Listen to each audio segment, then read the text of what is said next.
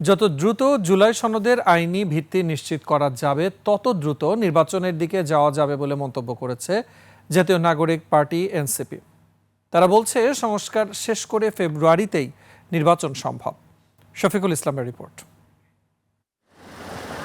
চীনের কমিউনিস্ট পার্টির আমন্ত্রণে 5 দিনের সফরে চীনে গেলেন জাতীয় নাগরিক পার্টির 8 সদস্যের প্রতিনিধি দল। মঙ্গলবার রাত 10টার দিকে শাহজালাল আন্তর্জাতিক বিমানবন্দর থেকে একটি ফ্লাইটে চীনের উদ্দেশ্যে ঢাকা ছাড়েন তারা। চীন সফরে যাওয়ার আগে সাংবাদিকদের এনসিপির আহ্বায়ক বলেন, সফরে দুই দলের রাজনৈতিক মিশন ও ভিশন আদান প্রদান করা হবে। চীনে বিপ্লবের পরে চীন কিভাবে তার রাষ্ট্রীয় সংস্কার উন্নয়নকে এগিয়ে নিয়ে গিয়েছে এবং আজকের পর্যায়ে পৌঁছেছে, আমরা সেই অভিজ্ঞতাটি নিব। এ সময় তিনি আরও বলেন, জুলাই সনদের আইনি ভিত্তি যত তাড়াতাড়ি দেওয়া যাবে নির্বাচনের পথে আমরা তত দ্রুত আগাবো। যদি ফেব্রুয়ারির মধ্যেই এই কাজ সম্পন্ন হয় তাহলে ফেব্রুয়ারিতে নির্বাচনের জন্য আমরাও প্রস্তুত। জুলাই সনদ তার আইনি ভিত্তির মাধ্যমে আমরা একটি গণপরিষদ নির্বাচন ও আইনসভা নির্বাচন একই সাথে চাচ্ছি।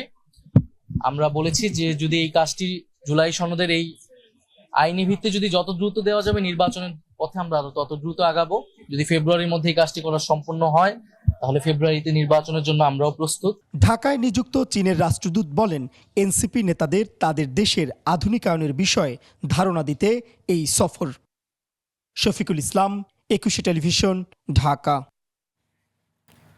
বিএনপির সহ আন্তর্জাতিক সম্পাদক রুমিন ফারহানাকে সামাজিক যোগাযোগ মাধ্যমে বুলিং করা হচ্ছে বলে অভিযোগ করেছেন জাতীয় নাগরিক পার্টি এনসিপির দক্ষিণাঞ্চলের মুখ্য সংগঠক হাসনাত আব্দুল্লাহ।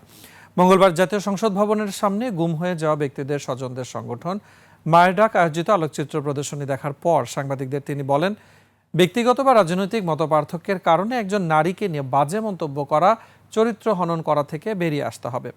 হাসনাত আব্দুল্লাহ বলেন, নিজেদের মধ্যে বিভেদ তৈরি করলে সেই সুযোগ আওয়ামী লীগ নেবে। মতপার্থক্য ভিন্ন মত থাকবে, তবে সেগুলো গণতান্ত্রিক প্রক্রিয়ায় হবে বলেও মন্তব্য তার।